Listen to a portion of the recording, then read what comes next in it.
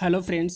आज के वीडियो में हम लोग बात करेंगे एसटीईटी 2019 से संबंधित। फ्रेंड्स, ये बहुत ही बड़ी विडंबना है कि अब जो भी मेरिट लिस्ट में आए हैं उनके भी बहाली पर खतरा मंडरा रहा है।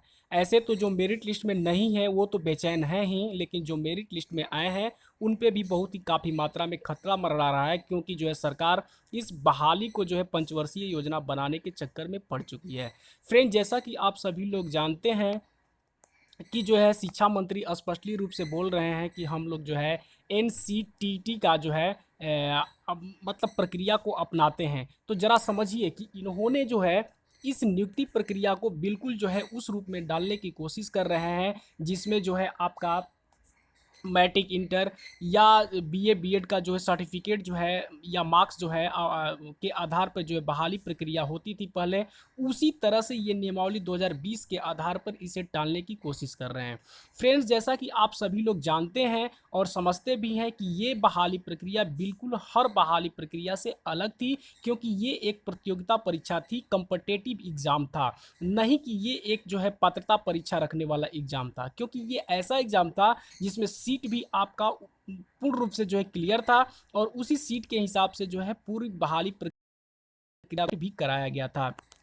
फ्रेंड्स, ये देख रहे हैं कि इन्होंने स्पष्टली ढंग से बोल दिया है कि जो है 2011 के बचे हुए कुछ स्टूडेंट ऐसे हैं जो 2019 के बहाली प्रक्रिया में भाग ले सकते हैं। इसी से ये नया मोड़ जो है उत्पन्न हो रहा है। देखिए, यहाँ पे स्पष्टली ढंग से आप देख सकते हैं कि यहाँ पे लिखा हुआ है एसटीईटी पास सभी अभ्यर्थी शिक्षक नियुक्ति के पात्र होंगे। अब यहाँ पे ये देखिए क्या लिखा गया है, 7वें शिक्षक नियोजन में 2011 के माध्यमिक शिक्षक पात्रता परीक्षा में उत्तीर्ण होने वाले भी अगले चरण की बहाली में आवेदन कर सकते हैं।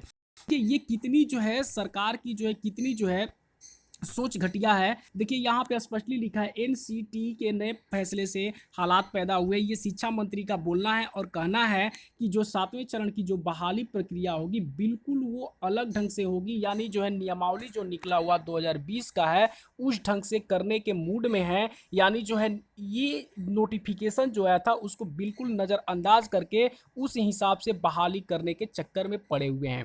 और ये बहाली बिल्कुल रूप से ये फंसाने के भी चक्कर में पड़े हुए हैं, क्योंकि जो है इन्होंने उस तरह का काम ही कर दिया है जो मेरिट लिस्ट और नॉट इन मेरिट लिस्ट ये बातें हो रही हैं, जिससे अभ्यर्थी जो भी ये दो खेमों में बढ़ चुके हैं।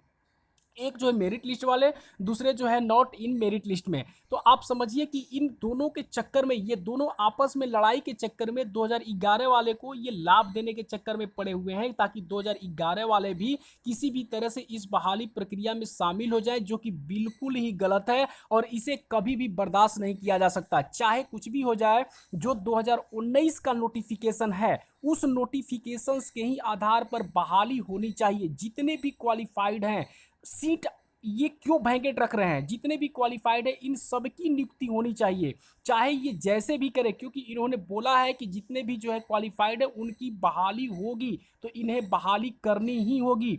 और ये सोच रहे हैं कि 2011 वाले कैंडिडेट को 2019 वाला में शामिल करें, ये कदापि नहीं होगा। ऐसा कभी भी नहीं होगा, ये किसी भी कीमत पे नहीं होगा, क्योंकि ये एग्ज़ाम बिल्कुल कॉम्पिटिटिव बेस था और इसमें बहुत काफ़ी मात्रा में मेहनत करके एग्ज़ाम दिया गया है। ये कोई पात्रता परीक्षा नहीं थी, क्योंकि इस एग्जाम में दिन रात एक करके पढ़ाई किया गया, कंपटीशन टाइप का एग्जाम हम लोगों ने दिया है। इसमें नॉर्मलाइजेशन हुआ है, ये सीबीटी हुआ है, ये कोरोना काल में उस समय लड़के जाकर के एग्जाम दिए हैं, जिस समय सभी लोग घर में बैठे रहते थे, अपना प्रिकॉशन लेते थे ताकि कोरोना ना पकड़ सके। और उस प्रिकॉशन को छोड़ करके ये लड़के लोगों ने इतना खतरा मोल लेकर के, जान पे खेल करके इन्होंने कोरोना में जा करके सीबीटी एग्जाम दिया है, अपने शहर को छोड़ के दूसरे शहर में जा करके वगैरह वगैरह। बहुत जिनका जो सेंटर पूर्णिया था, किसी का दरभंगा था, पटना था, यहाँ सेंटर पे जाके लोगों ने एग्जाम दिया है। और ये कम्पिटिटिव बेस एग्जाम है, इसमें शिक्षा मंत्री या कोई भी अगर इस नोटिफिकेशन में छेड़छाड़ करेगा तो ये बिल्कुल ही बर्दाश्त नहीं होगा।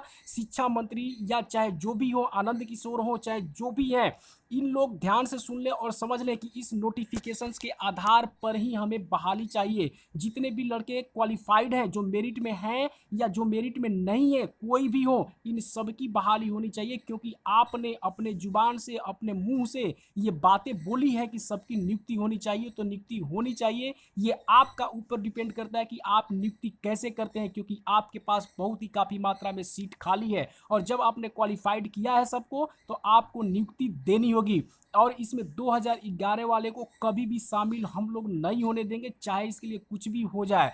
2019 वाले जितने क्वालिफाइड हैं सिर्फ वही रहेंगे, और नोटिफिकेशन में कभी भी छेड़छाड़ बर्दाश्त नहीं की जाएगी। जो नोटिफिकेशन में जैसा है उसी आधार पर होगा। 2020 की जो अधिसूचना जारी है उस आधार पर कभी भी नहीं होगा, क्योंकि ये इस तरह का बयान दे करके लड़कों को गुमराह कर रहे हैं, और इस बहाली प्रक्रिया को पंचवर्षीय योजना बनाने की जो है चेष्टा में लगे हुए हैं, ताकि अगली जो है इनका चुनाव जब नज़दीक आए तो उस समय ये जो है बहाली प्रक्रिया में जो है अपना हाथ लगाएं, और उसमें किसी को एंट्री इन आउट करके और जैसे भी हो सके इस बहाली प्रक्रिया को लटकाने के चक्कर में पड़े हुए हैं। तो हम सभी विद्यार्थियों से अपील करते हैं कि आप लोग एकजुट रहिए, और 2011 वाले को कभी भी किसी भी कीमत पर 2019 के नोटिफिकेशन वाली बहाली में आने की इजाज़त नहीं है, और हम लोग इसे आने भी नहीं देंगे। धन्यवाद।